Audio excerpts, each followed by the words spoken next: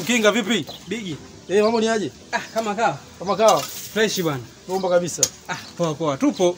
Poa, naona uko bize hapa na usafi bwana. Sasa wewe kuna ile Waswahili wanasema kwamba mgeni njoo, mwenyeji apone. Huu msemo unaendana na wewe kabisa. Yaani wewe ushazoea kwamba ukikaa kidogo siku 2-3 unakuja kwa Mkinga na kuchinjia kuku hapa. Ukikaa siku 2-3 unakuja kwa Mkinga na kuchinjia hivyo njiwa. Sasa bwana, mimi kwa leo umefeli. Kwanza wewe unaweza kusema wewe sio mkulima, wewe sio mfugaji, wewe sio mvuvi, wewe sio bwana misitu wala bwana shamba. Umeona? Umeshakuja hapa, mimi kwanza nishamaliza kula.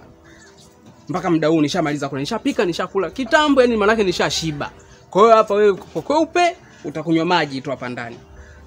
Nina mpango hapa ndani, japo kuku umezimaliza mwenyewe. Nina mpango wa kuongeza kuku, njiwa na bata.